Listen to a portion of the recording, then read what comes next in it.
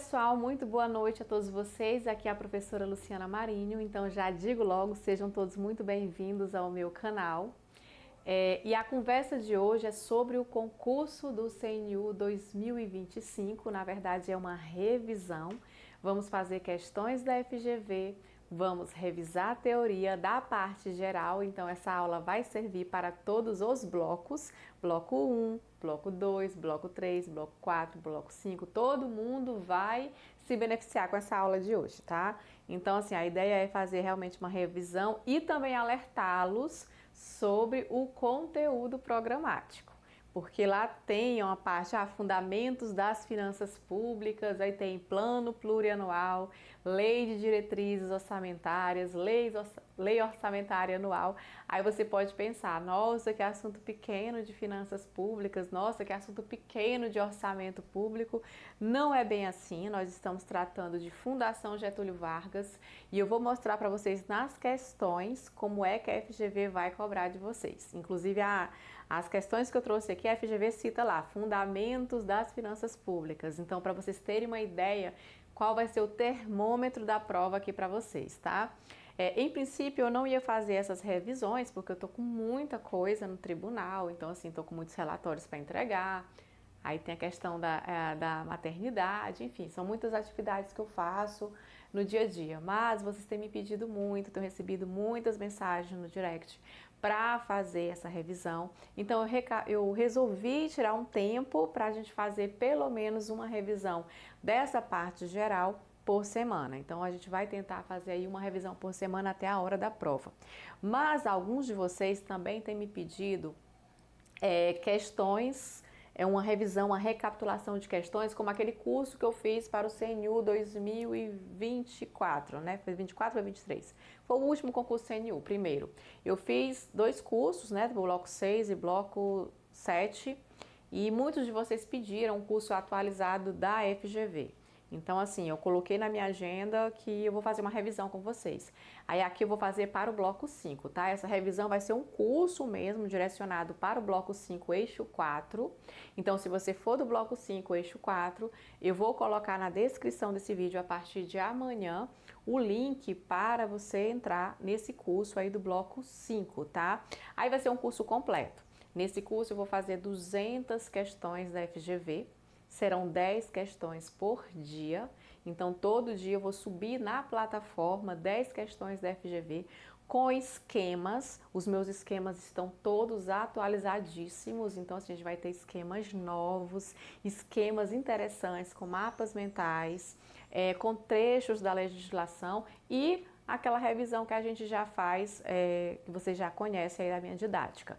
Então serão 200 questões escolhidas a dedo da FGV, e com certeza eu vou abordar aí todos os pontos do edital de vocês em questões.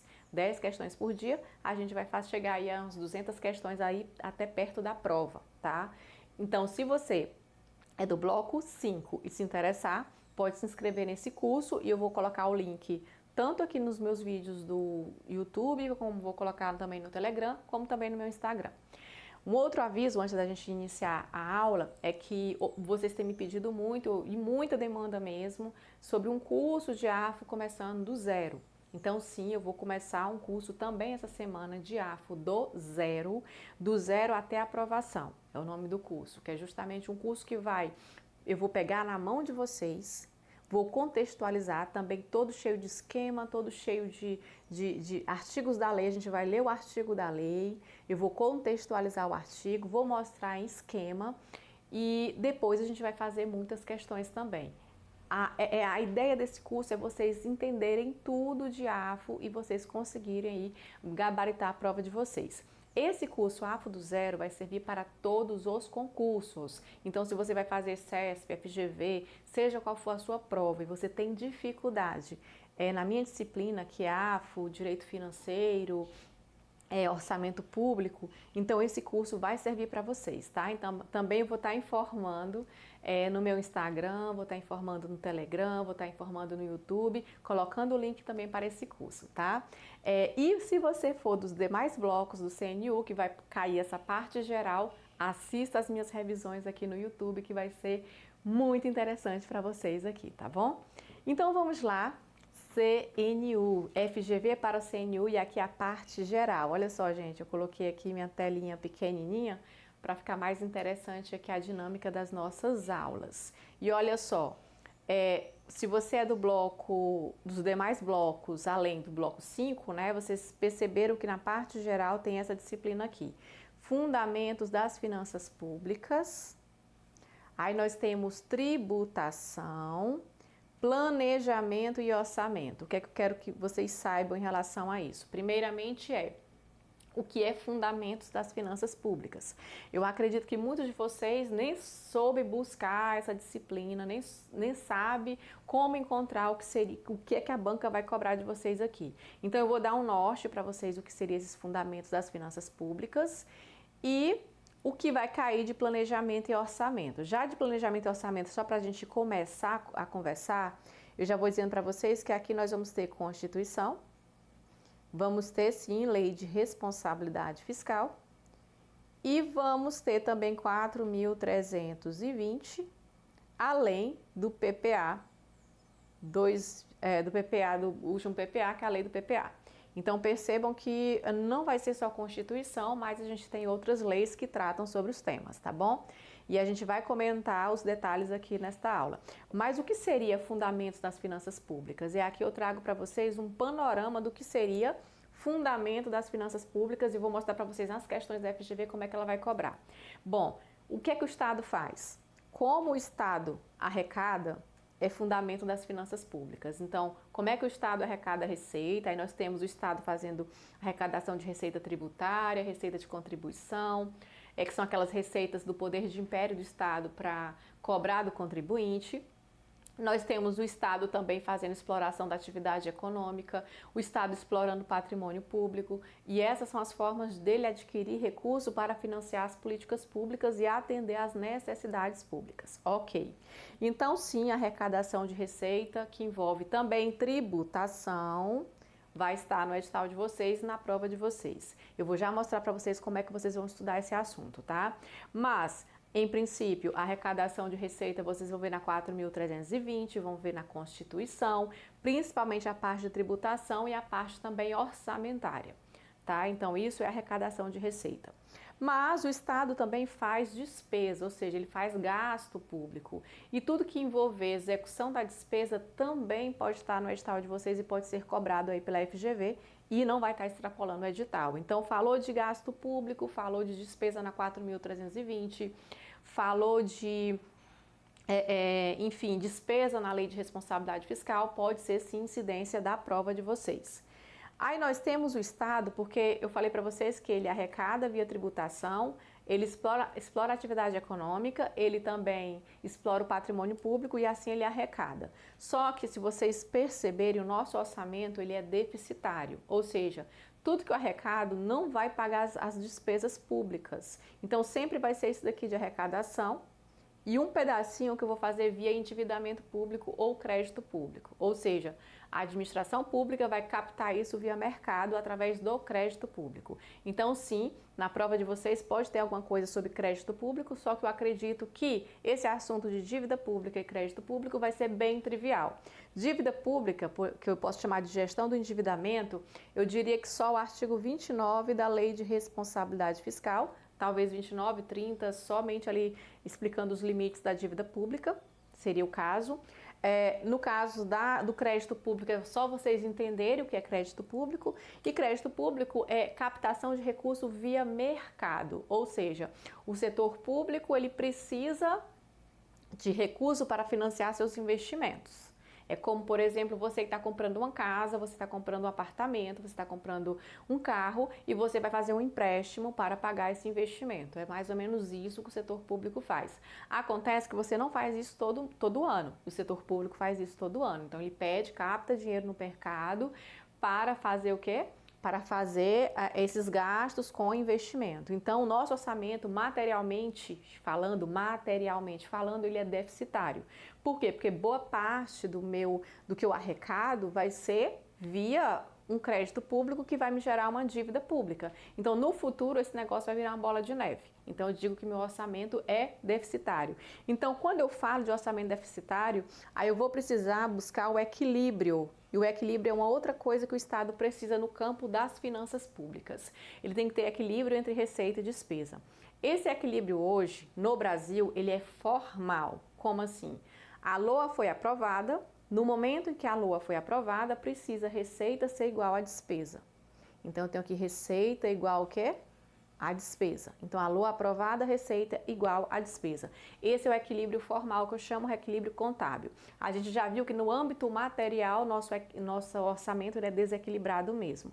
E como ele possui somente um equilíbrio formal, de ser aprovado formalmente, porque esse crédito público, essa dívida pública que vai virar, eu considero realmente receita no momento da contratação, eu preciso de um equilíbrio. E aí envolve, por exemplo, a regra de ouro. Regra de ouro é, eu vou me endividar? Vou. Então, eu vou pedir operação de crédito? Vou. Mas essa operação de crédito tem que ser menor ou igual à minha despesa de capital, a não ser que tenha autorização do legislativo.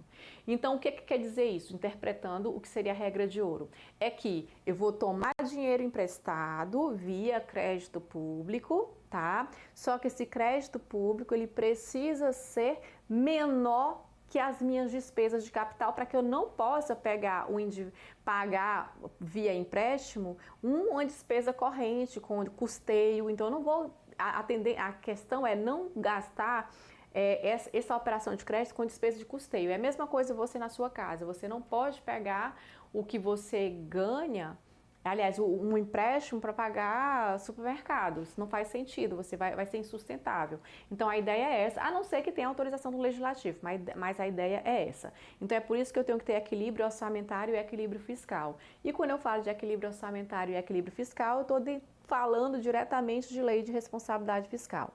Professor, eu preciso estudar toda a lei de responsabilidade fiscal? Não, mas pelo menos o artigo 1º, que trata dos princípios, a parte de receita corrente líquida, a parte de LDO, a parte de despesa pública também. Então, o artigo 4º da LRF ele é muito importante, porque a LDO ela tem como competência, a gente vai estudar isso aqui nessa aula de hoje, a LDO tem como competência justamente trazer o equilíbrio entre receita e despesa. Então, uma das competências da LDO é justamente essa, trazer equilíbrio entre receita e despesa. Então, nós temos a LDO fazendo isso e é por isso que o artigo 4º da LRF ele é muito importante.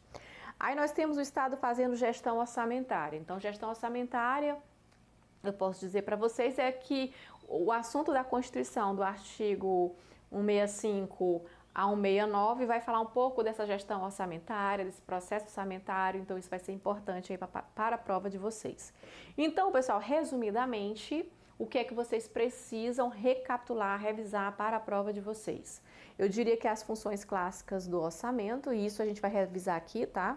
Função alocativa, distributiva e estabilizadora. Não se preocupe que nessa aula de hoje a gente recapitula isso aqui. Não precisa mais estudar se você vai ficar comigo aqui nesse vídeo. Você já vai saber o que você precisa. Você precisa estudar também tributação na Constituição. E tributação, eu sugiro a vocês pegar os tributos de competências da União. Então, pega os tributos de competência da União, dá uma lida básica neles. Repartição tributária também. Então, pega na Constituição a parte de repartição tributária. Eu acho que é artigo 145, mais ou menos isso, 145. Aí pega essa parte de repartição tributária. Saiba um pouco do que seria impostos progressivos e regressivos, porque isso é assunto de prova também. E nessa parte do campo das finanças públicas, ela pode perguntar para você o que é progressividade tributária e regressividade tributária. Obviamente que em uma das revisões que eu vou fazer, eu vou falar sobre isso, então fica comigo que eu vou te ajudar em relação a isso, tá? Você vai entender o que é progressividade e regressividade. E e por que eu chamo a atenção disso? Porque nós estamos discutindo a reforma tributária. E dentro da reforma tributária, o que se discute mais é a questão dos impostos regressivos. Se vai diminuir a regressividade dos impostos. Ou seja, quando eu falo de regressividade, é tentar não tributar tanto as pessoas que ganham menos, tá? Para elas sentirem um peso fiscal muito grande, um peso tributário muito grande. Progressividade é tributar mais quem ganha mais, ok. Tributar menos quem ganha menos, ok. Então, essa parte ela é bem interessante vocês recapitularem com certeza, tá? E Receita e despesa, crédito e endividamento. Eu falei para vocês que essa parte de crédito e endividamento, eu já falei para vocês o que é crédito público, é captar recursos via mercado, mas eu preciso também ter uma boa gestão da minha dívida pública. Por quê? Porque se eu não tiver uma boa gestão da dívida pública, esse crédito público vai ficar com um juros muito alto. Até porque, imagina, se o mercado pelo menos suspeita que o Estado não vai pagar a dívida pública, ele não vai emprestar dinheiro para o Estado. Ou ele vai emprestar com juros muito altos para compensar o risco de não receber. Então, percebam que uma boa gestão da dívida pública vai trazer credibilidade para o Estado no mercado e assim ele vai financiar suas políticas públicas via orçamento. Então, tudo está muito ligado. Então, crédito público é mais ou menos isso. Só vocês entenderem essa lógica que eu falei é o que vai cair na prova de vocês. Dívida pública compensa, você lê o artigo 29 da Lei de Responsabilidade Fiscal. Receita e despesa compensa, você lê artigo 11 e 12 da 4.320. Acho que vale a pena. A gente vai também fazer questões aqui sobre isso. E Constituição, pessoal, artigo 63 e até artigo 69, tá? Então, artigo 63 a artigo 69. Aí vamos lá. Agora na etapa de planejamento e orçamento, que é um outro ponto que vai cair no edital de vocês. Então, eu estou falando do plano plurianual, da Lei de Diretrizes Orçamentárias e da Lei Orçamentária Anual. Aí, neste caso, você precisa, no caso do PPA, saber PPA na Constituição, que é artigo 65, parágrafo 1º, acho que é isso, artigo 65, parágrafo 1º. E você também tem que entender um pouquinho da lei do PPA. Eu acho que nem tanto, tá? Eu acho que se você estudar mais a Constituição, eu acho muito, talvez eles não vão especificar aí na lei do PPA, mas pode cair, é interessante, pelo menos se você tiver tempo, pelo menos dar uma olhada no geralzão aí da lei do PPA, que ela é muito extensa, então não vale a pena, pelo custo-benefício, eu não diria que você deve estudar a lei do PPA, tá? Mas tá aqui como sugestão, caso você tenha tempo aí de dar uma leitura, pelo menos superficial nessa lei. LDO, isso daqui é fichinha, isso aqui vai cair. LDO, vocês vão olhar Constituição, artigo 165, parágrafo 2º, tá? Então, nós temos aqui o artigo 165, parágrafo 2º da Constituição, você vai estudar. Nós temos também o artigo 165, parágrafo 12 da Constituição, que você vai estudar um anexo específico aí da LDO que pode cair na prova de vocês. E LRF, artigo 4º. Então, se você estudar isso aqui, eu acho bem fácil, na verdade, a maior incidência de cair uma questão vai ser de LDO sobre esse assunto, tá? Então, muito cuidado com a parte de LDO. Vê o anexo da Constituição, vê a parte do artigo 4º da Lei de Responsabilidade Fiscal e a boa notícia é, fica comigo nesse vídeo que você vai revisar esse assunto também. Eu vou tocar nos dois pontos aqui com vocês. Vou tocar na Constituição e na Lei de Responsabilidade Fiscal. Então, fica nesse vídeo que a gente vai já recapitular. Por fim, nós temos a LOA. E a LOA, pessoal, é Constituição Federal, também artigo 65, acho que parágrafo 5º, e LRF no artigo 5º. Então, aqui Constituição e na LRF é o que você vai estudar da LOA, tá?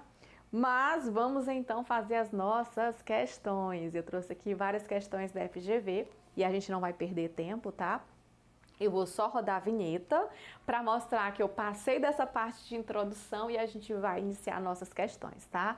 Então, rodando a vinheta.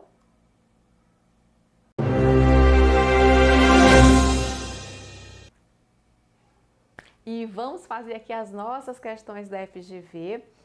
Olha só, pessoal, essa questão aqui. Olha o que ela fala, fundamentos das finanças públicas, ou seja, é o que está no edital, fundamentos das finanças públicas. Então, com base na definição, gente, não coloquei aqui, pronto. Aqui, ó, fundamentos das finanças públicas, olha só. Com base na definição e nos fundamentos das finanças públicas, você sabe o que é isso? É a prova de vocês, tá? As seguintes definições estão corretas, à exceção de uma. Então, a gente vai procurar a errada. Vamos lá.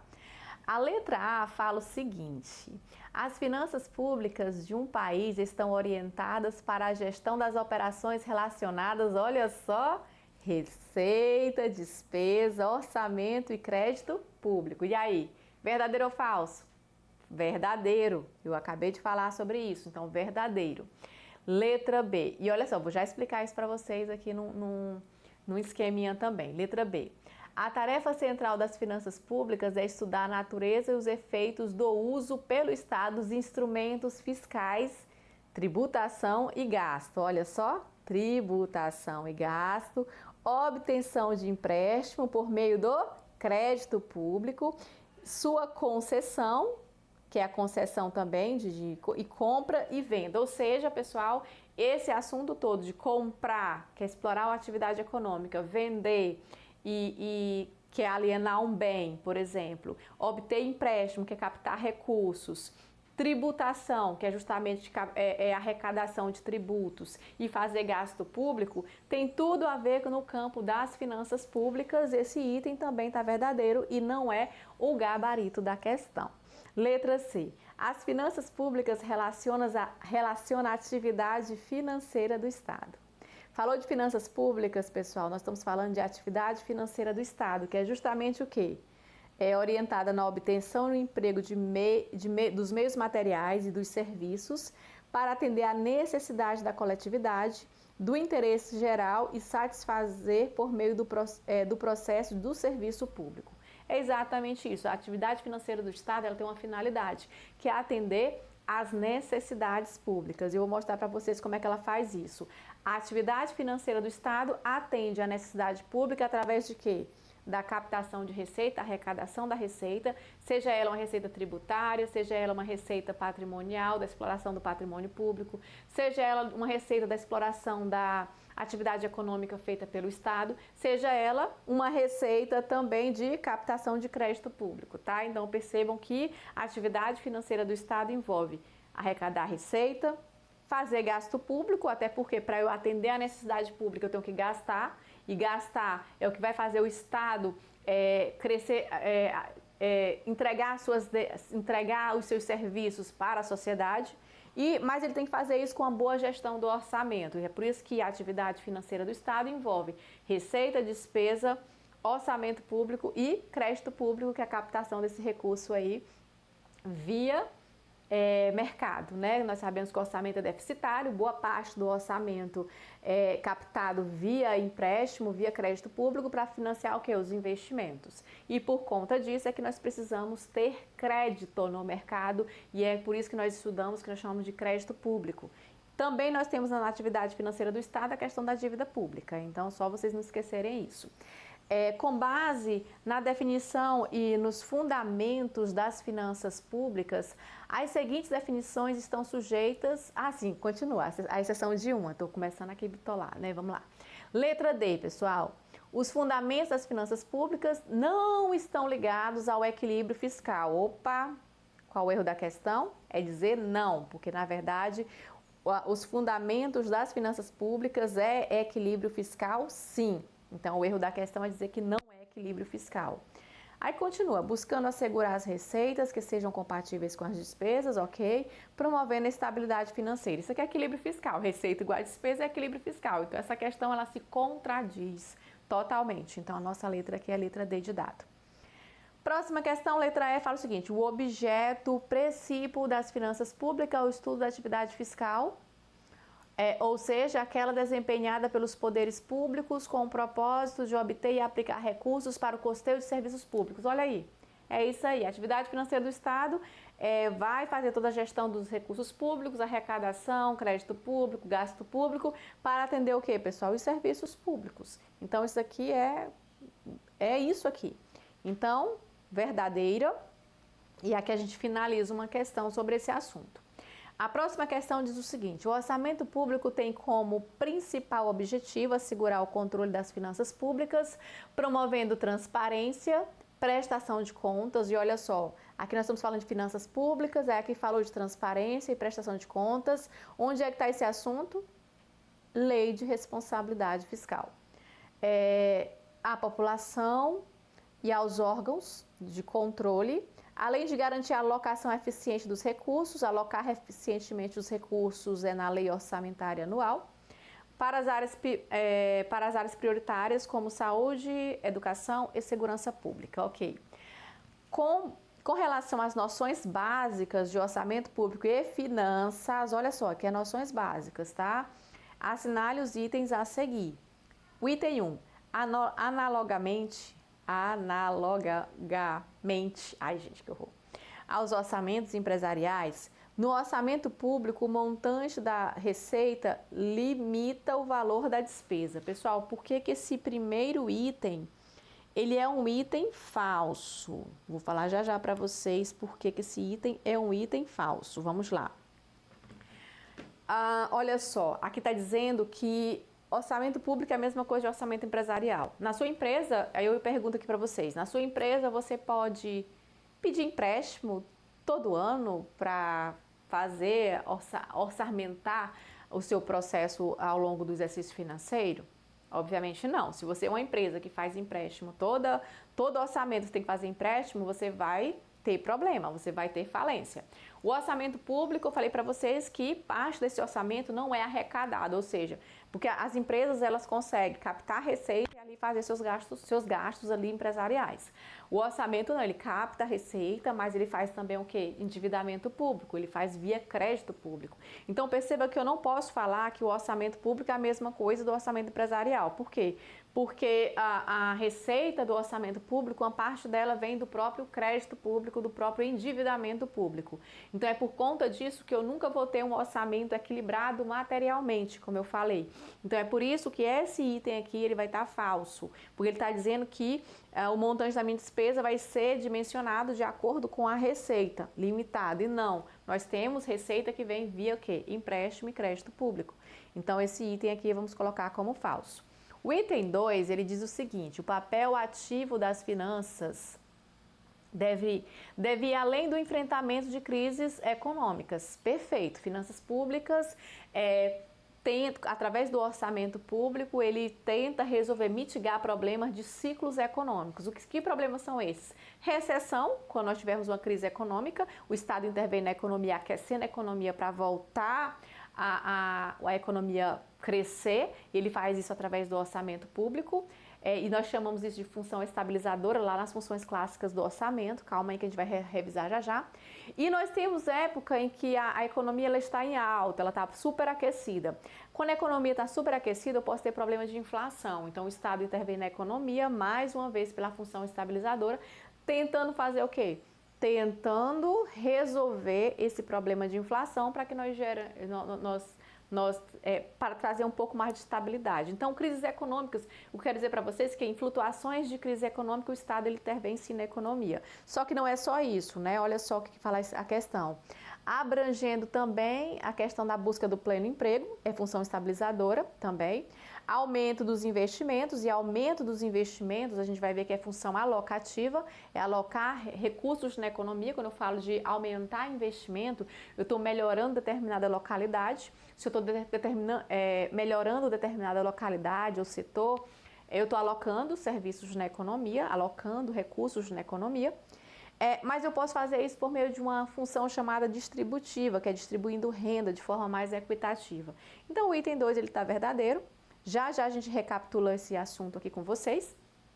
E o item 3 ele diz o seguinte: o conteúdo dos orçamentos das entidades governamentais resulta de inúmeras decisões e escolhas feitas em diversas etapas do processo de gestão. Pessoal, aqui é uma questão bem genérica que fala sobre o conteúdo do orçamento em si. E ele diz que isso vai trazer inúmeras decisões e escolhas, ou seja, quando eu falo de orçamento público, eu estou tomando decisões, seja no PPA, na LDO, na LOA, na própria execução da LOA, eu estou tomando decisões. Então, em cada processo de gestão, há um processo de decisão que essa decisão ela acontece o tempo todo. É flexível, ela pode ser mudada, enfim, mas esse processo de planejamento, até porque o instrumento de planejamento precisa tomar decisões para trazer mais racionalidade para esse processo. Então, sim, esse item vamos colocar como verdadeiro, e o nosso gabarito, a letra D de dado, 2 e 3 estão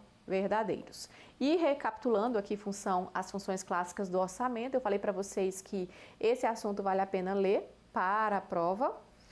e eu só vou falar basicamente o que é que vocês precisam saber.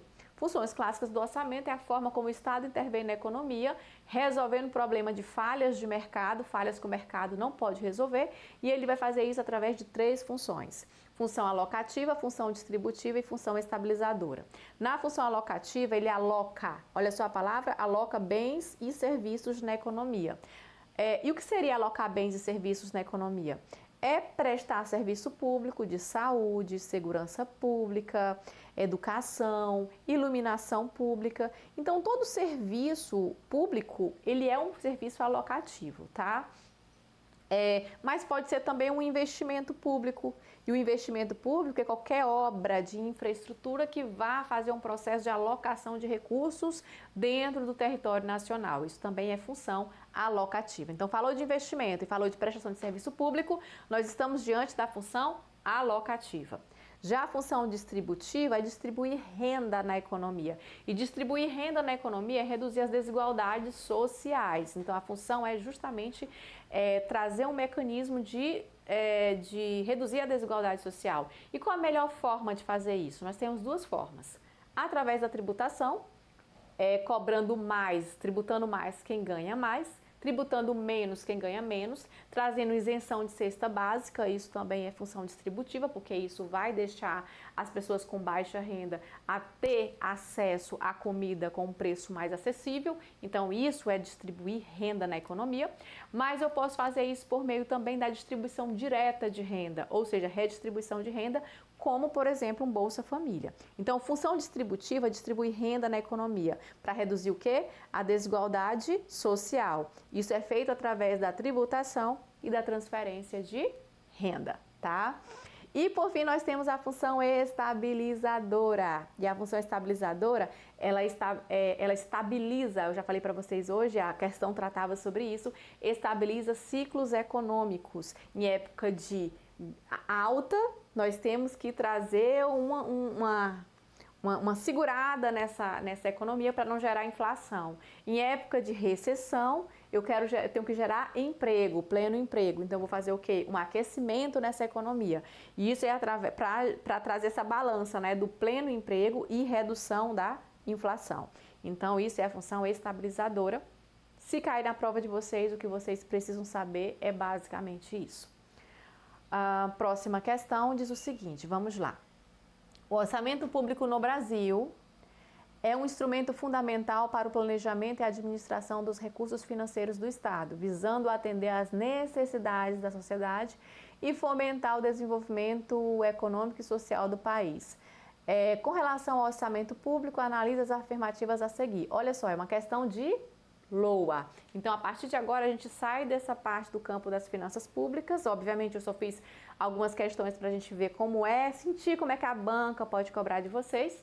E agora a gente vai falar de PPA, LDO e LOA. E aqui a gente vai dar uma recapitulada bem legal, tanto dentro da Constituição, como também na Lei de Responsabilidade Fiscal. Vamos lá.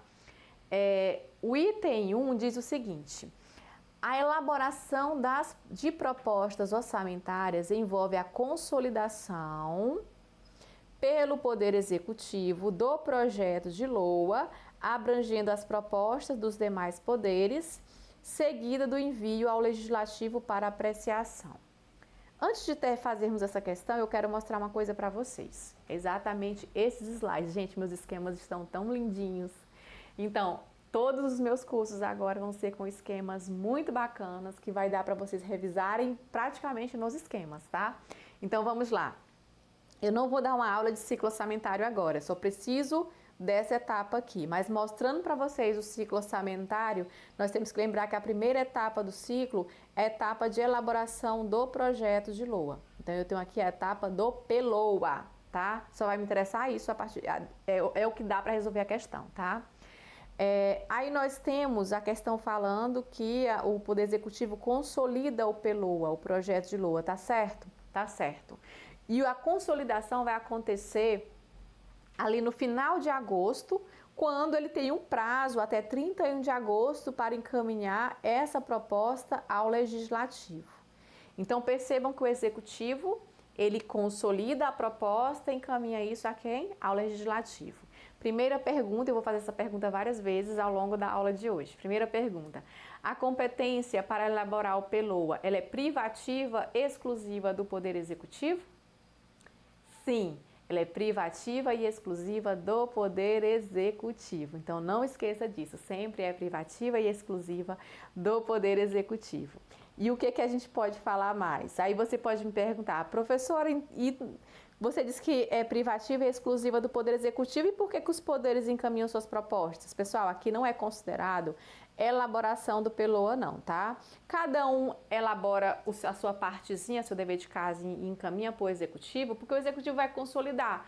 Então, competência para elaborar o PELOA é quem consolida tudo, revisa tudo e encaminha ao Legislativo. Isso daí, ninguém pode fazer isso, só o Poder Executivo pode fazer isso. Então, a competência é privativa do Executivo. Mas sim, o Poder Judiciário faz sua proposta, o Legislativo faz a sua, o Ministério Público faz a sua, o Tribunal de Contas faz a sua, todo mundo encaminha ao Legislativo, todo mundo encaminha ao Executivo, desculpa, todo mundo encaminha ao Executivo e o Executivo consolida tudo e encaminha ao Legislativo. Qual é o prazo que o Executivo faz isso? Falei para vocês que é 31 de agosto. Então, 31 de agosto, o Executivo consolida tudo e encaminha a quem? Ao Legislativo.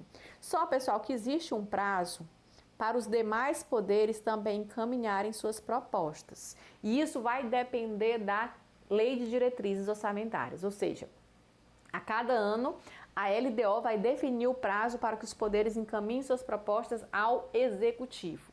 Geralmente dá entre o dia 11 e o dia 15 de agosto. Então, a regra é dali entre 11 a 15 de agosto, dependendo do ente federado, dependendo também, eu estou falando da União, tá? Na União, geralmente é 11 e 15 de agosto. Mas eu quero que vocês saibam que a LDO define esse prazo. A LDO de cada ano vai definir esse prazo. Tá bom. O que mais vocês podem saber é que, além desse prazo para os poderes encaminharem suas propostas, existe um outro prazo. E esse outro prazo está na Lei de Responsabilidade Fiscal. A LRF, ela vai dizer que o Executivo, que detém toda a informação sobre a arrecadação e sobre como está a situação econômica, deve encaminhar aos demais poderes informações, estatística, estimativa de receita, como é que está o PIB, para que os demais poderes possam o quê? Fazer suas projeções de despesa, ou seja, fazer suas dimensões de despesas.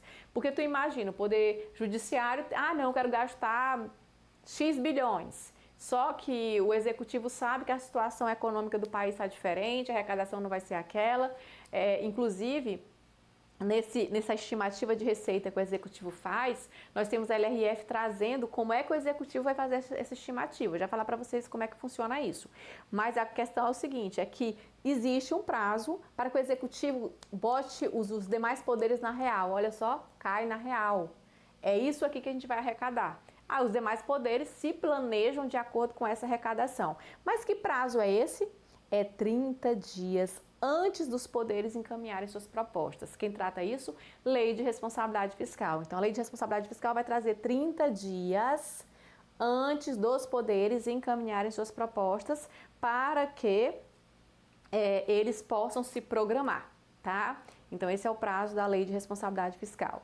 Mas vamos dar uma estudadazinha como é que funciona esse processo. Eu estou aqui, olha só, pessoal, na primeira etapa do ciclo orçamentário, a elaboração do PELOA, é o que resolve a nossa questão. O que a gente precisa lembrar da elaboração do PELOA? Primeiro, quem orienta a elaboração da LOA? LDO. A gente já está falando uma atribuição da LDO aqui. A LDO sempre vai orientar a elaboração da LOA. Então, ela vai dizer a estrutura da LOA, vai trazer quais são os detalhes que a LOA vai ter que falar. Então, sim, a LDO traz toda a estrutura, os detalhes que a LOA vai ter que falar. E ela vai trazer toda a orientação para o exercício financeiro. Mas quem elabora essa LOA? Então, quem traz as regras? A LDO. A LDO orienta a elaboração da LOA, trazendo todas as regras de elaboração do projeto. Mas quem elabora o projeto? Poder Executivo. Falei para vocês que essa competência é indelegável.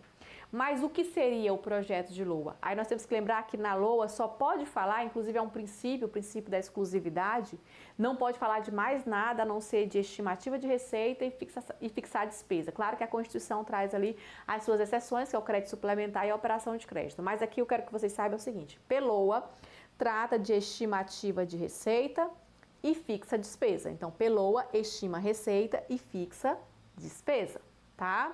E o que é estimar? Estimar já está falando, é uma projeção. Eu vou fazer um cálculo, verificar as metodologias, as premissas, e eu vou fazer um cálculo de estimar quanto é que eu vou arrecadar. Percebam que é sempre uma previsão. Acontece, pessoal, que essa previsão ela precisa ser muito mais próxima possível da realidade. Por que ela precisa ser mais próxima possível da realidade? Olha só, a partir dessa previsão, eu vou fixar as minhas despesas. Se eu fiz uma previsão de 100, eu vou ter que gastar 100. Se eu fiz uma previsão de 150, eu vou gastar 150. Acontece que se eu tiver feito uma previsão superestimada, eu coloquei 200 e olha só, geralmente acontece isso, tá? Eu vou ter que colocar 200, só que eu vou arrecadar o quê? Só 100. Então percebam que eu vou ter uma frustração de arrecadação na execução do meu orçamento se eu não fizer uma estimativa de receita legal. É por isso que a estimativa de receita ela tem que ser legal. E pensando nisso, a LRF diz o seguinte, poxa, tem que ser uma estimativa de receita legal. Então, eu vou colocar regras para essa estimativa de receita não ser superestimada ou sobreestimada, porque isso vai direcionar as minhas despesas públicas. Então, para se fazer uma estimativa de receita, olha o artigo 12 da LRF, aqui artigo 12 da Lei de Responsabilidade Fiscal. E ela diz o seguinte, olha, tem que obedecer normas técnicas e legais. Que normas técnicas e legais são essas? Manual Técnico do Orçamento. Aí nós temos aqui a própria Constituição, nós temos aqui a 4.320, nós temos aqui também as instruções lá da portaria STN-SOF, nós temos aqui também, o que mais? Lei de Responsabilidade Fiscal, então tem que obedecer todas as regras do jogo para se fazer uma boa estimativa. Além disso, olha só, para se ter uma boa estimativa de receita, eu preciso olhar para a alteração na legislação. Pessoal, qualquer alteração na legislação pode impactar a minha estimativa de receita. E é por isso que eu preciso fazer uma boa estimativa de receita, tá?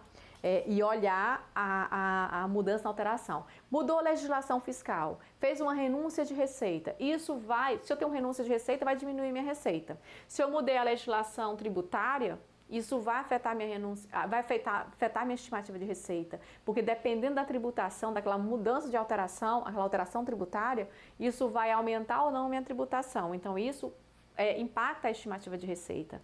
Então, eu preciso fazer esse estudo sim. Índice de preço, e quando eu falo de índice de preço é inflação. Inflação mais alta arrecada mais, inflação menor arrecada menos.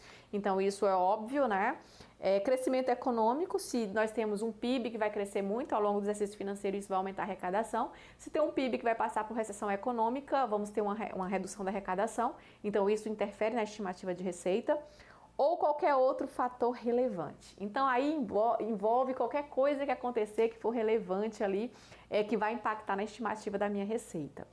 Vou olhar para a evolução nos últimos 3 anos, então eu vou olhar ao que aconteceu nos últimos 3 anos e eu vou também fazer projeção para os 2 exercícios seguintes. Então, perceba que é importante olhar o histórico, mas é importante olhar para frente. Olhar os 3 últimos anos e olhar para os 2 anos seguintes. Então, é bem interessante isso.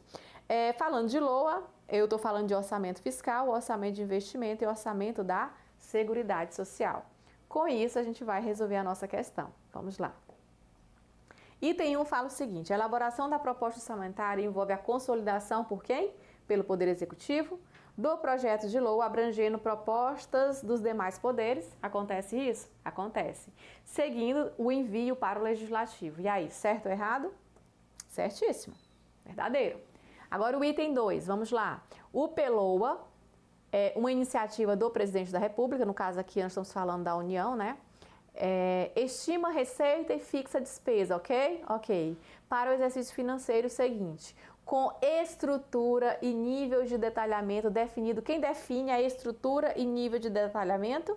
LDO. Eu falei para vocês que a LDO orienta a elaboração da LOA. Então, ela traz a estrutura, ela traz o nível de detalhamento dessa LOA. Então, ela orienta a elaboração da LOA. Portanto, esse item aqui a gente vai colocar como verdadeiro também. O item 3 fala o seguinte: a lei orçamentária anual suprime, olha a palavra suprimir, orçamento fiscal, seguridade social e investimento. É isso? Não. Ela, na verdade, ela trata de orçamento fiscal, orçamento de investimento e orçamento da seguridade social. Então, o item 3 vamos colocar como falso. Então, a nossa resposta vai ser item 1 e item 2, letra B de bola. Item 1 e item 2 estão corretos apenas, né? 1 e 2 corretos. Pronto. Perfeito? Fizemos mais uma questão. Agora, a gente vai recapitular os instrumentos de planejamento para a gente continuar falando sobre isso, tá? Então, vamos lá. Quem são os instrumentos de planejamento? Plano plurianual, Lei de Diretrizes Orçamentárias, que a gente chama de LDO, e LOA, Lei Orçamentária Anual, que a gente chama de LOA. Então, Plano Plurianual, PPA, Lei de Diretrizes Orçamentárias, LDO, e Lei Orçamentária Anual, que é LOA. Primeiro, o que a gente precisa saber? Que esses instrumentos eles são integrados, ou seja, eles passam por um processo de integração. Já falamos que a competência é exclusiva do Poder Executivo, é indelegável, tanto do PPA, LDO e LOA. Então, quem elabora PPA, LDO e LOA é sempre o Executivo. Ele que vai fazer todo o processo de elaboração, sempre, tá? Vocês não podem esquecer isso. E falando um pouquinho sobre plano plurianual, nós temos que lembrar que isso aqui é inovação da Constituição de 88 e LDO também é inovação da Constituição de 88, é um ponto importante também, os dois são inovações da Constituição de 88.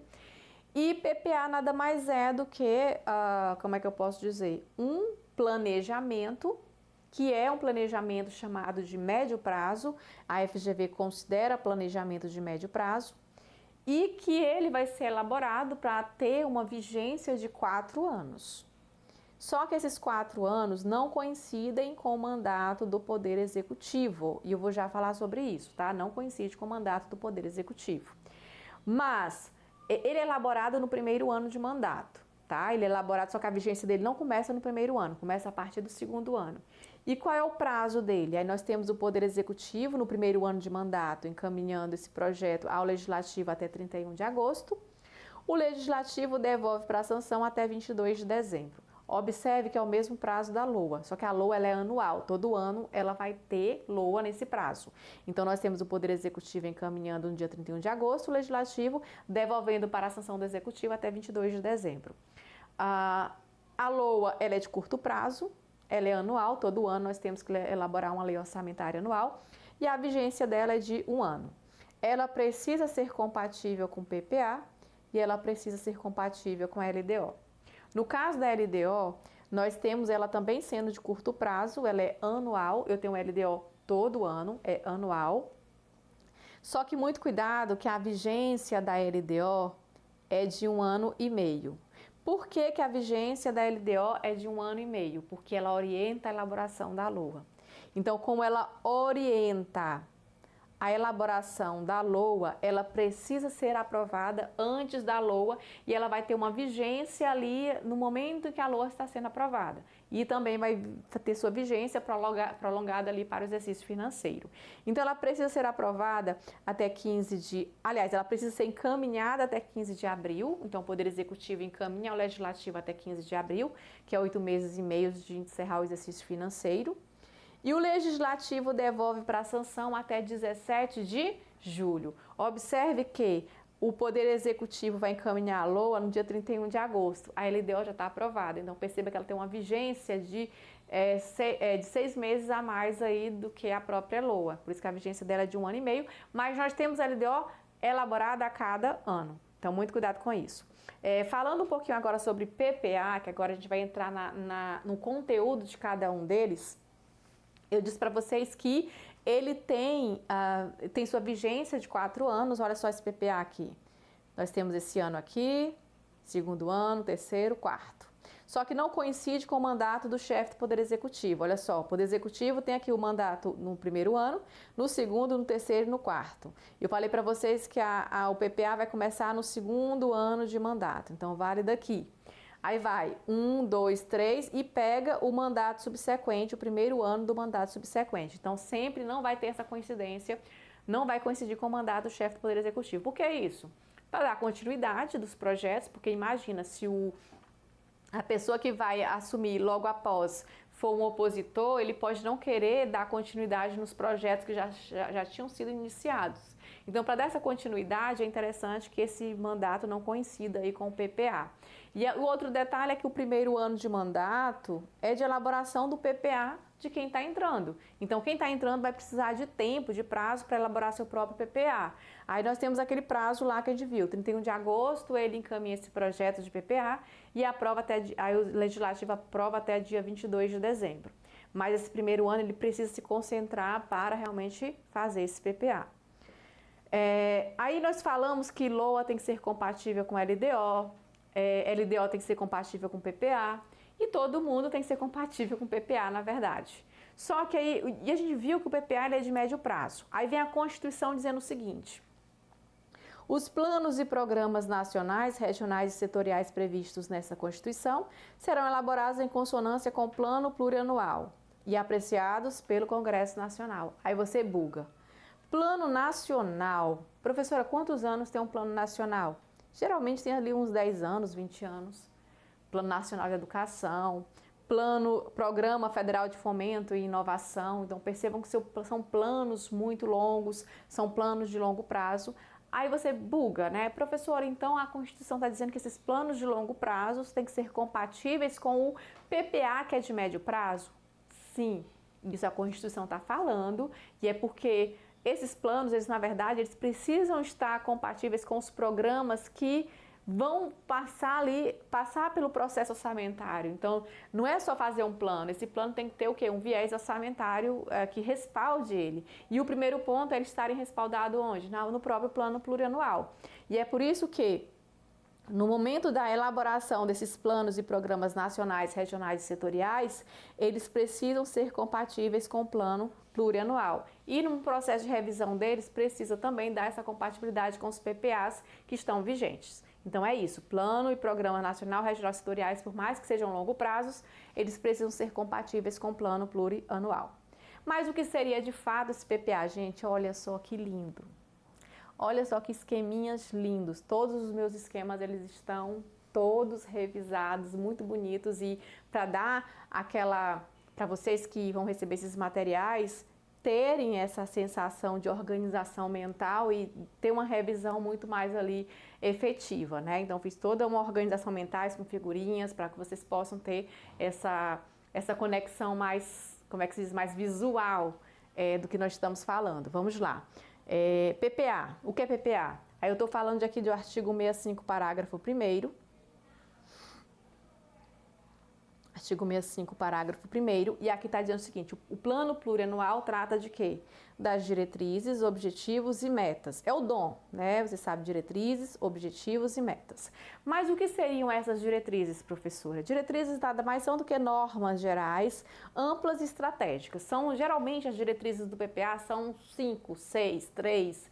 São aquelas que dizem o seguinte: combate à pobreza, desenvolvimento social, econômico. Então são eixos, diretrizes que norteiam todos os programas, que norteiam todo o PPA.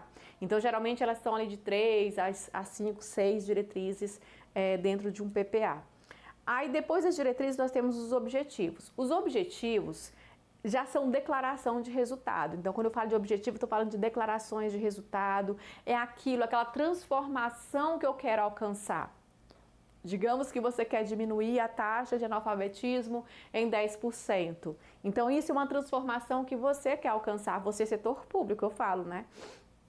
Então, isso é um objetivo. É um objetivo que eu preciso alcançar. Só que esse objetivo ele só é alcançado quando eu consigo metrificar ele, ou seja, eu preciso das metas. E é por isso que as metas elas podem ser tanto quantitativa em quantidade, como pode ser qualitativa em qualidade, ou seja, como é que vai ser essa transformação. Ou eu falo da própria transformação em si, ou eu falo da quantidade das coisas que aconteceram, da transformação que aconteceu. Então, a questão é, eu preciso de objetivos, que é a transformação, e eu preciso metrificar isso. Como é que eu vou conseguir metrificar, colocar isso em indicadores, como é que eu vou conseguir acompanhar isso através das metas. Mas também o artigo 65, parágrafo 1º, fala que o PPA ele trata de despesa de capital. E quando ele fala de despesa de capital, nós temos que lembrar que são os investimentos. Lá vai dizer, a lei que instituiu o plano plurianual estabelecerá de forma regionalizada, já que eu falo da regionalização, as diretrizes, objetivos e metas para as despesas de capital e outras delas decorrentes e para os programas de duração continuada. É assim que está na Constituição. Então, o que seria essa despesa de capital? Pessoal, despesa de capital é o investimento. Quando eu vou construir uma escola, um hospital, isso é um investimento público, é planejar e executar uma obra pública. No meu exemplo aqui, eu coloquei a construção de uma escola. Bom, se eu vou construir uma escola, isso é um investimento, tem que estar onde? No PPA. Mas as despesas decorrentes da construção dessa escola, como por exemplo, contratação de professores, comprar quadros, livros e tudo mais, são despesas correntes, despesa de custeio, mas decorrente dessa despesa de capital, que seriam os investimentos. Essa despesa ela deve constar no PPA também, por quê? Porque é ela que vai fazer a escola funcionar. Então, despesas decorrentes, que é a contratação do professor, que faz parte desse investimento, fazer essa escola funcionar, ela precisa também constar no PPA. Além disso, os programas de duração continuado. O que seriam programas de duração continuado? São aqueles programas que não se tratam de investimento, porque geralmente investimentos passam de 2, 3, 4 anos, mas são programas correntes que perpassam vários exercícios, ou seja, é mais de 2 exercícios financeiros. E por conta disso, por ser mais de 2 exercícios financeiros, é interessante colocar também no PPA. Exemplo, o programa de saúde pública ou outro programa, ele entra dentro dessa base aqui de se colocar no plano plurianual. Regionalização, é interessante nós falarmos da regionalização, que é justamente um princípio hoje e é cobrado muito. Regionalização é lembrar que o Brasil ele é um país de dimensão continental, diverso, que tem vocações produtivas diferentes, que tem regiões diferentes, desenvolvimento econômico diferente, desenvolvimento social diferente ao longo das suas regiões. Então, eu posso dizer que essa regionalização pode ser por macro-regiões, mas ela também pode ter outros tipos de recortes. Eu posso ter um recorte que envolve aqui, só apagando, que envolve aqui Norte, Nordeste, ou Sul e Sudeste, enfim. Eu posso ter vários recortes dependendo da vocação de cada região, vocação produtiva. Eu posso ter um recorte mais local. Então, isso pode acontecer dentro do PPA. Então, se a questão disser que é sempre por macro-regiões, você coloca errado. Mas, se ela falar somente, o PPA ele pode ser dividido por macro-regiões, aí tá certo sim, tá? Pode ser por macro-regiões, pode ter outros recortes, dependendo da política pública em si. E é mais eficiente, por quê? Porque eu consigo conhecer o beneficiário da política pública, eu consigo atender determinada região com mais eficiência, eficácia, eu consigo atender às necessidades da população local e é por isso que sim, é preferível que esse PPA seja regionalizado e a Constituição fala que ele deve ser regionalizado. Então, o PPA, ele é sempre regionalizado. E olha só, essa regionalização, ela não está só no PPA, ela também está na LOA. E onde é que eu identifico a regionalização na LOA? Na LOA, a gente vai encontrar essa regionalização lá nos... Ai, gente, como é o nome do coisa? No identificador do gasto. Não é identificador do gasto. Agora esqueci o nome aqui. No localizador do gasto. Então, lá na LOA, a gente vai encontrar essa regionalização lá no localizador do gasto, que é justamente localizando quem é o beneficiário daquele gasto, qual a região beneficiária daquele gasto. Então, a LOA, quando ela é compatível com o PPA, dentro do orçamento fiscal e do orçamento de investimento, nessa compatibilidade com o PPA, tem função, entre as suas funções, de reduzir as desigualdades interregionais segundo um critério populacional. Então, a LOA, com essa compatibilidade com o PPA, que ela deve ser compatível com o PPA, mas dentro do seu orçamento fiscal e do seu orçamento de investimento, ela tem essa função de reduzir as desigualdades interregionais segundo o critério populacional. Então, ela deve, tanto o PPA como a LOA, deve estar orientada de modo a reduzir as desigualdades regionais. E como vai fazer isso? Qual vai ser a prioridade nessa regionalização? Identificar, especificar os projetos plurianuais de grande vulto que vão tem que estar lá no PPA, para a gente identificar quais são os beneficiários desse projeto. Além disso, pessoal, aqui a gente tem uma vedação de programações genéricas, ou seja, que eu não consigo identificar o beneficiário. Por isso que é interessante essa regionalização. É isso. Agora a gente vai para a Lei de Diretrizes Orçamentárias. E o que é que vocês precisam lembrar sobre LDO? Vamos lá. Primeiro que LDO nós estamos falando de Constituição, artigo 65, parágrafo 2º e artigo 65, parágrafo 12. Então, para a prova de vocês, dê uma lida no artigo 65, parágrafo 2º e o parágrafo 12. Obviamente, nós vamos estudar os dois aqui. E LRF, vocês vão lá no artigo 4º da Lei de Responsabilidade Fiscal, vale muito a pena ler e eu vou estudar com vocês aqui também. Então, quando eu falo de artigo 165, parágrafo 2º, aqui artigo 165, parágrafo 2º, nós estamos falando, pessoal, de uma lei que vai tratar de metas e prioridades. Professora, metas e prioridades de quê? Metas e prioridade da administração pública federal, porque nós estamos falando de Constituição Federal, da administração pública federal. Mas o que seria isso? É ir lá no PPA e pegar as prioridades dos programas do PPA e carregar isso para a LOA. Por quê? Porque ela tem uma função de orientar a elaboração da LOA. Então, a LDO, na verdade, é metas e prioridades, pega as metas e prioridades do PPA, elenca essas prioridades, essas metas, carrega isso para a LOA porque ela orienta a elaboração da LOA. Então, ela tem essa função de orientar a elaboração da LOA. Só que a LDO não é só isso. A LDO também trata das diretrizes da política fiscal e compara essas diretrizes da política fiscal com a trajetória da dívida pública. Aí você não entende nada, você é concurseiro iniciante e não entende. Ai, professor, eu não sei nem o que é diretrizes da política fiscal, vou saber o que é trajetória da dívida pública? Vamos lá, pessoal, vocês precisam saber, vamos lá. Diretrizes da política fiscal é que a LDO vai trazer a diretriz do que vai ser a política fiscal do governo. E o que é política fiscal? É gasto público. Gasto público ou tributação pública. Então, o setor público, como é que ele faz política fiscal? Aumentando ou diminuindo gasto público ou aumentando ou diminuindo tributação. Então, ele vai fazer de duas formas, ou aumentar e diminuir gasto público, aumentar e diminuir tributação. Dependendo da forma que ele escolhe, isso vai impactar diretamente a dívida pública. Se eu aumento demais o gasto público, isso vai aumentar a minha dívida pública. Entendeu? Se eu diminuo demais o gasto público, isso pode até diminuir minha dívida pública, mas tem outras situações ali, tem outros impactos que precisam ser analisados. Mas eu quero que vocês saibam só o contexto. É que a política fiscal vai impactar diretamente na minha dívida pública. Ah, professora, mas por que eu vou preocupar com dívida pública? Que raios eu vou preocupar com dívida pública? A gente tem que se preocupar sim. Lembra do crédito público? Pois é, o setor público ele precisa o quê? Precisa tomar dinheiro emprestado para financiar seu orçamento. Se ele não estiver pagando a sua dívida pública, se a dívida pública estiver insustentável, os juros da dívida aumentam, ou então os agentes econômicos não emprestam dinheiro para o Estado. E se não emprestar dinheiro para os Estados, acabam os investimentos públicos. Então isso vai ser problema para o Estado. Então nós precisamos sim ter um controle da dívida pública. E quem vai trazer as diretrizes para o controle da dívida pública? Lei de Diretrizes Orçamentárias. E é por isso que a LDO trata sobre esse tema.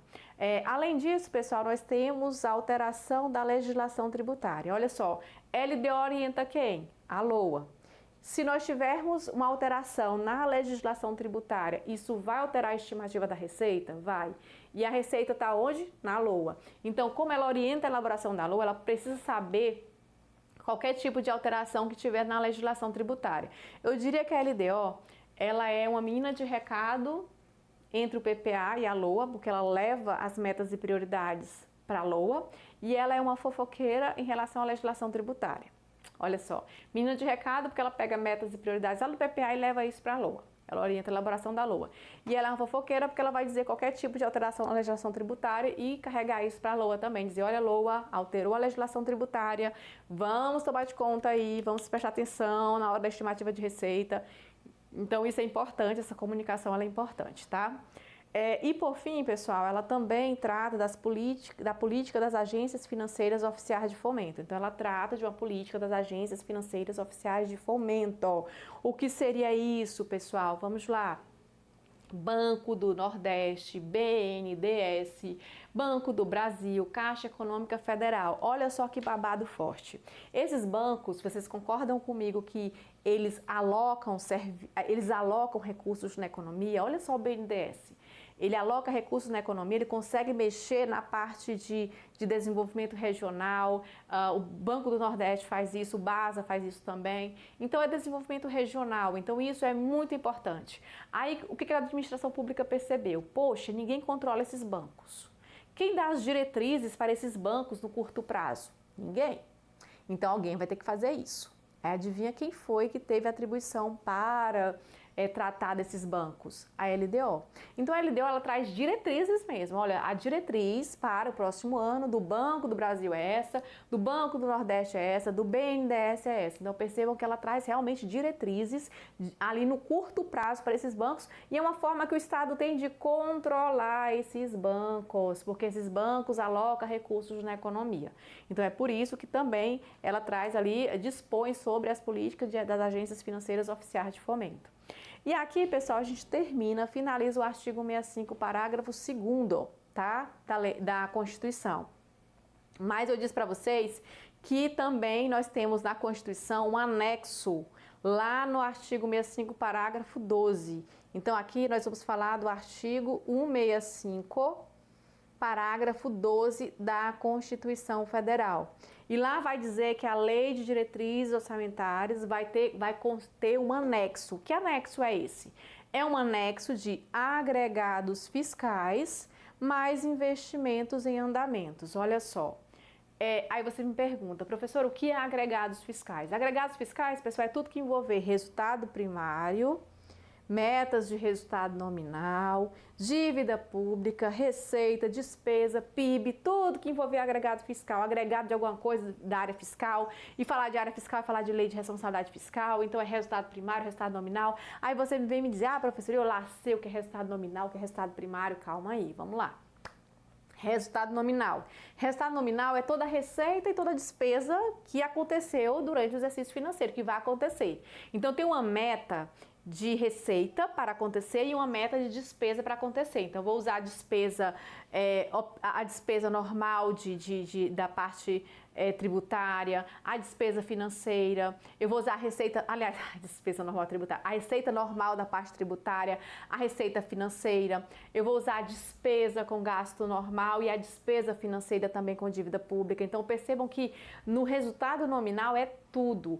Toda receita e toda despesa. Receita menos despesa vai dar o resultado nominal. Então, eu vou usar receita de tributação, receita financeira, despesa de gasto mesmo e também a despesa com a dívida pública. Tudo isso vai ser subtraído e vou chegar no resultado nominal. Já o resultado primário, eu vou tirar tudo que é financeiro. Então, no resultado primário, eu vou tirar a receita financeira e a despesa financeira. Por que é importante o resultado primário e por que ele é tão falado assim, é tão bambambam assim o resultado primário? É porque quando eu tiro o financeiro, tanto a receita financeira como a despesa financeira, mostra o esforço fiscal que um ente público tem de pagar a dívida pública. Então, o resultado primário, ele é um termômetro muito importante para mostrar o esforço de pagar a dívida pública. Então, é o esforço fiscal para pagar a dívida pública e é por isso que esse resultado primário, ele é muito, muito, muito, muito, muito importante, tá? Então, o agregado fiscal é isso. Então, esse anexo dentro que a Constituição fala que tem que ter a LDO, que é a Constituição, tá? Artigo 65, parágrafo 12, ela diz que justamente tem que ter, envolver os agregados fiscais e os investimentos em andamentos, ou seja, investimentos que estão acontecendo, que vão acontecer ao longo de vários exercícios financeiros, para que nós não fiquemos com esses investimentos parados, eu preciso informar esses investimentos em andamento para a LOA. Como ela orienta a elaboração da LOA, ela olha, LOA, cuidado com esses investimentos em andamentos, porque isso pode paralisar se você não colocar isso na LOA. E para que a gente não tenha elefante branco e obras inacabadas, é que esses investimentos eles vão entrar dentro desse anexo da LDO. E ela diz que, pelo menos, aliás, isso vai tratar tanto o exercício de referência e pelo menos os 2 exercícios seguintes. Então, esse anexo de agregados fiscais, ele trata do exercício de referência, que é de referência da LDO, e pelo menos 2 seguintes. Então, exercício de referência da LDO e pelo menos 2 seguintes. Então, exercício de referência da LDO e pelo menos os 2 seguintes. Então, muito cuidado com esse detalhe. Agora a gente passou de Constituição, a gente vai falar de LDO na Lei de Responsabilidade Fiscal. Então, o que é LDO na LRF? Vamos lá rapidamente. Artigo 4º, então nós estamos aqui dentro do artigo 4º da Lei de Responsabilidade Fiscal. E aqui, pessoal, é o seguinte, o artigo 4º vai dizer o seguinte, a LRF vai ter esse papo com a LDO. LDO, eu te considero muito, ó.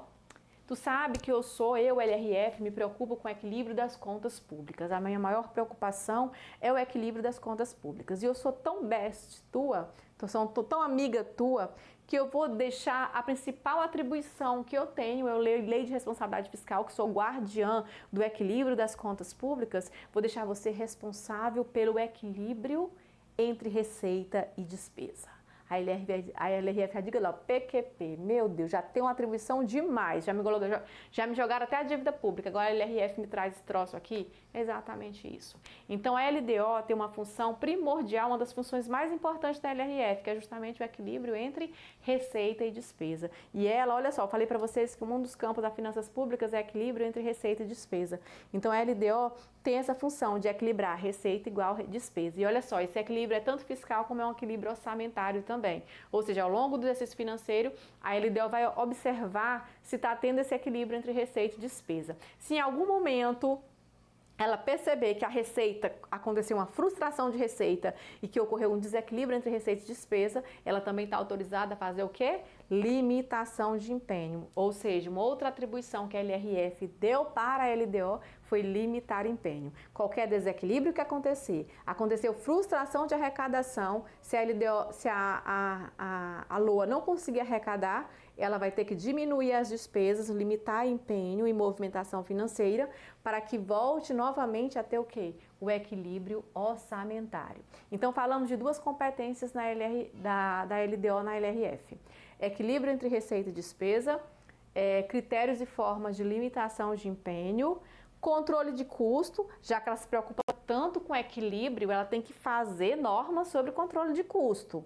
Também sobre programas, avaliação de programas financiados com recursos do orçamento, porque isso também impacta essa parte de equilíbrio. Então, a avaliação desses programas que são financiados com recursos do orçamento.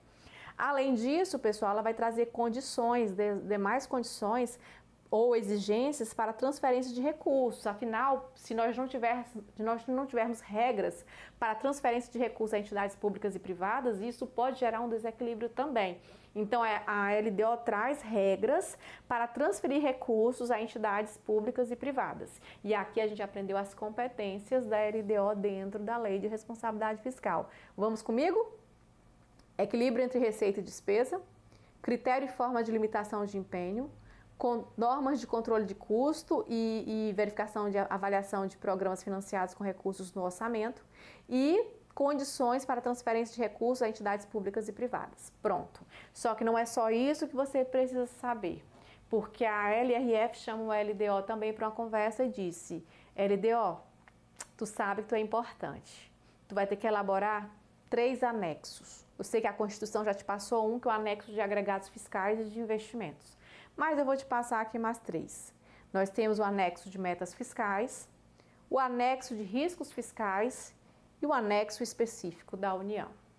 E olha só, dentro do anexo de metas fiscais, você vai também fazer alguns demonstrativos. E são muitos, tá, pessoal? Mas nós temos aí o anexo de metas fiscais, o anexo de riscos fiscais e o anexo específico da União e uns demonstrativos dentro do anexo de metas fiscais. É isso que a LRF trouxe para a LDO. E agora a gente vai falar do anexo de metas fiscais. Eu vou sair na hora que eu estiver falando sobre isso, tá? Vamos lá. Anexo de metas fiscais trata sobre metas sobre receita, ou seja, a LDO vai trazer metas para a LOA ao longo do exercício financeiro, metas de receita que a LOA precisa cumprir, metas de despesa que a LOA precisa cumprir, meta de resultado nominal, que a LOA precisa cumprir, isso o agregado fiscal também trata, mas aqui ela traz as metas, tá? Aqui é trazer metas mesmo. LOA, tu tem isso aqui de resultado nominal para cumprir. E a gente viu que é resultado nominal, é receita menos despesa, o bolão todo, né? meta de resultado primário. E eu falei para vocês, olha o menininho aqui, ó, o esforço fiscal para pagar a dívida pública. O coitado aqui quebrando o cofrinho, fazendo um esforço fiscal para pagar a dívida pública. É exatamente isso. Meta de resultado primário é o esforço fiscal para pagar o quê? A dívida pública. E ela vai trazer, olha, LOA, você tem meta para resultado primário, porque ela orienta a elaboração da LOA. Essas atribuições que a LRF dá para a LDO, é para a LDO pegar no pé de quem? Da LOA. Tá? Então, essas atribuições que a LRF dá para a LDO é para a LDO pegar no pé da LOA, porque ela orienta a elaboração da LOA. Então, essas metas de receitas é a LDO que diz, ó, LOA, a LRF diz que é para me te passar a meta de receita a cada ano. LOA, a LRF diz que é para te passar a meta de despesa a cada ano. A LRF diz que é para eu te passar também metas de resultado nominal. A LRF também disse que é para eu passar metas de resultado primário, que é o esforço fiscal que você tem de pagar a dívida pública. E também metas do montante da dívida pública. Isso, pessoal, vai ser válido para todos os entes federados, União, Estado, DF e município. Aí você vai me perguntar, e essas metas, como é que é essa métrica? São metas anuais, tá? Até porque nós temos LDO a cada ano. Então, são metas anuais. Metas de receita, despesa, resultado nominal, resultado primário e montante da dívida pública são metas anuais. E elas vão ser em valores correntes e constantes. O que seria valores correntes? Valores correntes com o efeito da inflação, valores constantes sem o efeito da inflação. Então, eu tenho que colocar tanto as metas com o efeito da inflação, como as metas sem o efeito da inflação. Então, isso aqui vai depender se tem inflação ou não inflação, e as duas têm que compor o anexo de metas fiscais. E qual é o prazo? Essas metas são para que parâmetro de prazo? Aí nós temos o exercício de referência mais os dois seguintes. Isso é válido para todos os entes. Exercício de referência mais os dois seguintes. Aí você me fala, professora, mas eu vi uma lei complementar 200 do arcabouço fiscal, do regime fiscal sustentável, que ela trouxe um prazo de exercício de referência mais os três seguintes. Calma aí, que isso daqui, exercício de referência mais os três seguintes do regime fiscal sustentável é um demonstrativo da União, é demonstrativo e ele é válido somente para a União e é somente um demonstrativo para verificar a questão da sustentabilidade da dívida pública. Então é uma comparação que se vai se fazer de receita, despesa, resultado nominal, resultado primário e montante da dívida pública com a sustentabilidade da dívida pública. Então, percebam que isso é um demonstrativo válido só para a União e é uma comparabilidade com a sustentabilidade da dívida pública. E esse aqui é exercício de referência mais os três seguintes. Olha só, exercício de referência mais os três seguintes é um demonstrativo. O anexo de metas fiscais é exercício de referência mais os dois seguintes, ok? Espero que vocês tenham entendido isso. Anexo de riscos fiscais. O anexo de riscos fiscais, ele é passivos contingentes e outros riscos capazes de afetar as contas públicas, como, por exemplo, o risco orçamentário e o risco da dívida pública, mas as providências a serem tomadas caso esses riscos se concretizem. Por exemplo, num risco orçamentário, nós podemos ter a frustração de arrecadação. Se a frustração de arrecadação acontecer, eu posso fazer uma providência, que é a limitação de empenho, e a própria Lei de Responsabilidade Fiscal traz essa atribuição para a LDO. Então, percebam que o anexo de riscos fiscais é trazer passivos, coisas que podem acontecer e impactar as contas públicas, riscos fiscais que vão impactar as contas públicas, mas não é só trazer esses perigos que pode acontecer, mas também as providências a serem tomadas. Anexo de riscos fiscais vale para a União, DF e município também. E eu faço uma pergunta para vocês, que eu sempre faço nas minhas aulas, claro, risco fiscal é um risco de desabamento, um risco de guerra, um risco de qualquer problema que eu não consiga prever na minha LOA. Aí eu digo para vocês, e os riscos repetitivos? Eles são considerados no anexo de riscos fiscais? A resposta é não. Por quê? Porque se eu consigo prever um risco todo ano, ele vai acontecer, um desabamento acontece no mês de maio, no município tal, do estado tal. Se ele acontece todo ano naquele mesmo tempo, naquele mesmo período, eu já consigo planejar ele na LOA e na LDO. Então, pessoal, risco repetitivo, segundo o Manual de Demonstrativos Fiscais, precisa constar na LOA e na LDO, tá bom? Então, muito cuidado com esse detalhe, para vocês não caírem nessa pegadinha. Mais anexo de riscos fiscais são passivos contingentes, algo que pode acontecer, uma contingência que pode acontecer, que é capaz de afetar as contas públicas, mas pode acontecer ou não. Então isso tem que ir para o anexo de riscos fiscais. Aí tem um anexo específico da União, que é justamente aquele que trata só de assuntos da União, e ele é válido somente para a União, que trata de política monetária, creditícia, cambial, é assunto da União. Parâmetros de projeções, variáveis macroeconômicas, metas de inflação, que é o Banco Central que trata sobre isso. Então, esse anexo, a LDO falou, olha, esse anexo aqui vai ser simples, aliás, a LRF diz, olha, esse anexo LDO vai ser para a União. Então, somente a LDO vai fazer, mas só a LDO da União tem esse anexo específico da União. Por fim, para a gente fechar, nós temos a Lei Orçamentária Anual. LOA é orçamento fiscal, orçamento de investimento e orçamento da Seguridade Social.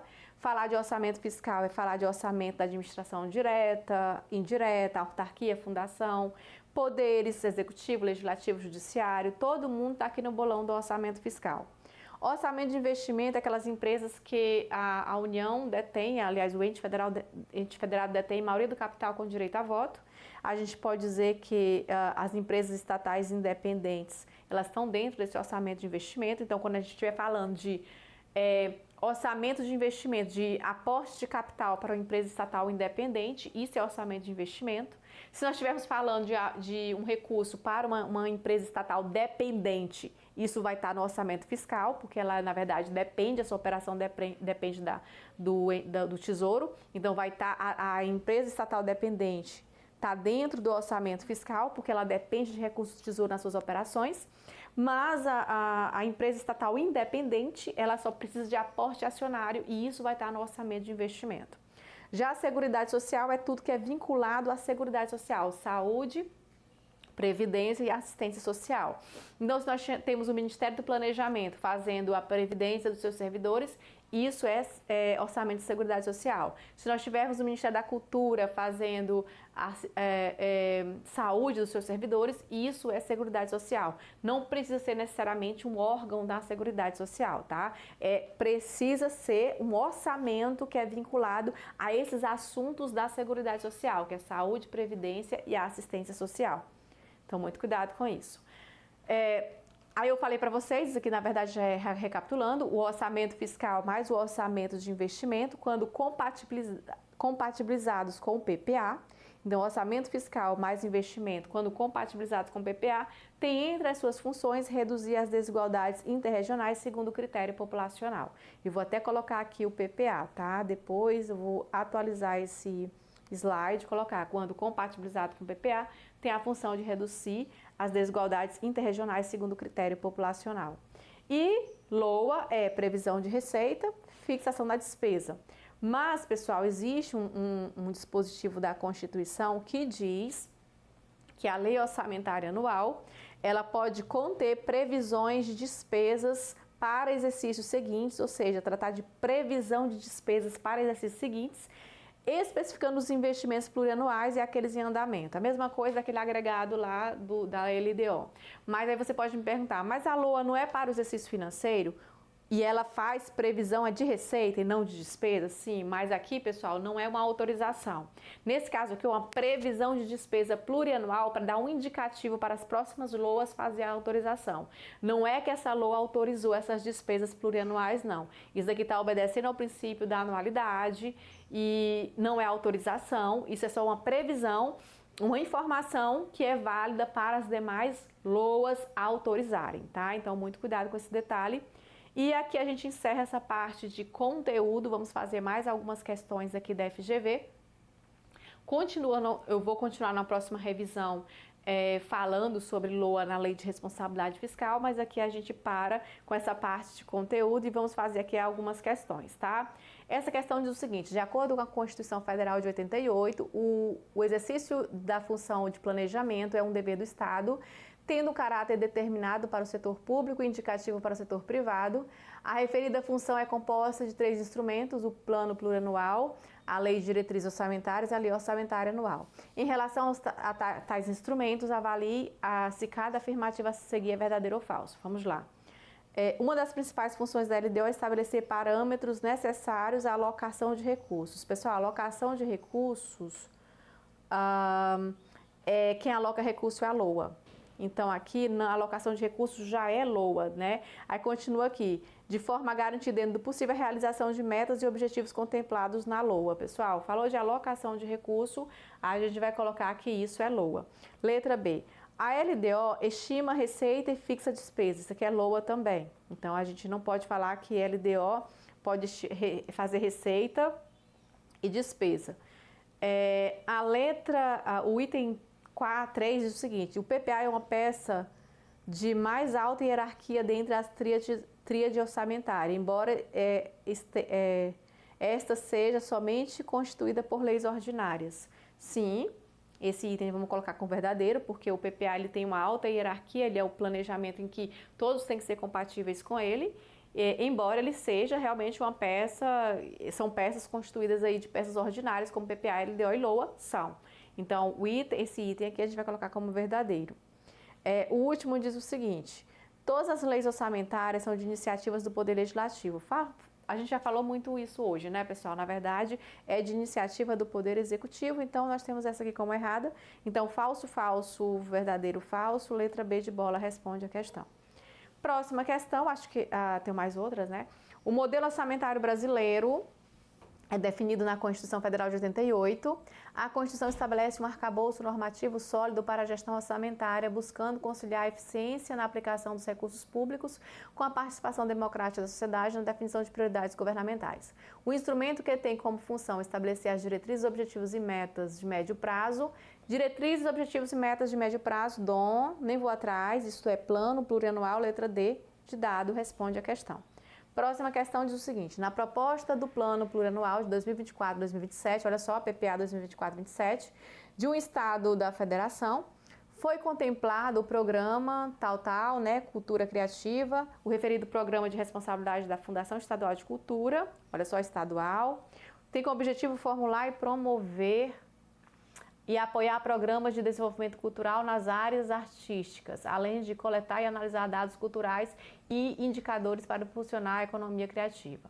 Uma das ações desse programa tem como meta a implementação dos centros de desenvolvimento, olha só a meta, que requer investimentos na ordem tal, né, de 47 milhões, ao longo do quadriênio, que são os 4 anos, com recursos do Tesouro do Estado.